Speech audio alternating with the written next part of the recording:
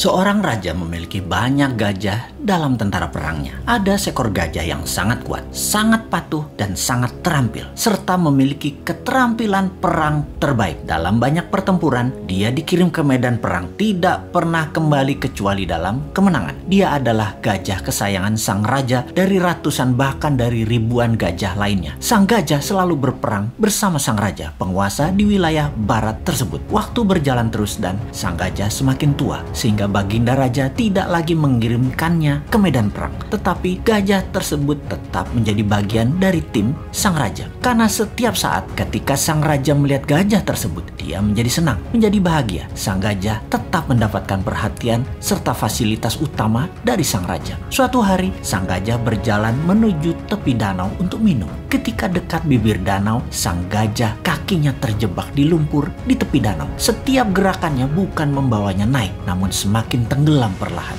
Dia terus berusaha, namun dia tetap tidak bisa mengangkat kakinya dari lumpur. Beberapa orang melihat usaha sang gajah dan tahu bahwa gajah tersebut dalam masalah besar dari nada suara teriakan belalainya. Dan berita ini pun tersebar cepat sampai akhirnya ke telinga sang raja. Semua orang panik karena tahu gajah ini kesayangan raja. Raja pun bergegas ke lokasi. Melihat gajah tadi terus tenggelam perlahan tanpa daya, sang raja memerintahkan semua orang di sekitar membantu mengangkat gajah tersebut. Mereka menggunakan berbagai cara untuk mengangkat gajah tersebut, namun tetap tidak bisa terangkat.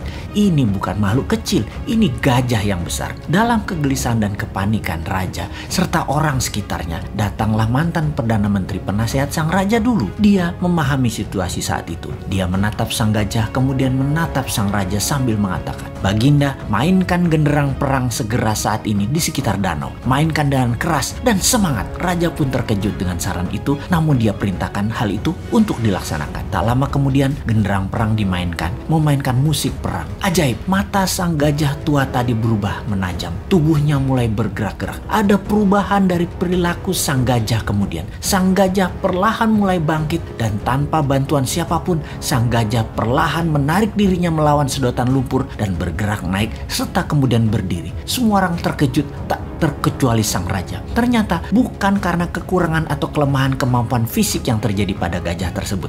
Yang dibutuhkan hanya suntikan semangat dari dalam. Dan ketika hal itu didapati, semuanya terselesaikan masalah apapun yang dihadapi. Untuk mempertahankan semangat dalam diri, sangatlah perlu sahabat semua mempertahankan tujuan hidup ke depannya di dalam pikiran bawah sadar kita. Dan jangan pernah ada rasa kalah atau menyerah dalam diri kita. Sahabat, mengapa saya menceritakan hal ini? Di saat pandemi saat ini, di waktu yang berat seperti saat ini, di saat ketidakpastian menghadang di depan, kita semua harus terus menyuntikkan semangat di dalam diri serta orang-orang di sekeliling kita. Pastikan kita semua punya visi dan misi yang jelas, purpose of life, dan semangat yang besar tadi. Pastikan ada genderang perang selalu menyala dalam diri Anda. Kita harus terus bersemangat untuk selalu sehat, makan makanan yang bergizi, selalu bersama orang yang membawa diri kita ke atas, penuh cinta dan penuh tawa. Pastikan kita berhenti menyalahkan keadaan seperti ini. Juga pastikan masalah yang terjadi saat ini yang memperlakukan kita negatif seperti saat ini tidak perlu ditakuti. Banyak hal indah dan besar terjadi di sekeliling kita. Ada solusi atas apapun masalah yang terjadi saat ini. New Mind salah satu solusinya. Dan tak lupa, selalulah bersyukur atas apapun yang kita terima, bersyukur atas apa yang terlepas, dan bersyukur atas apa yang akan kita peroleh.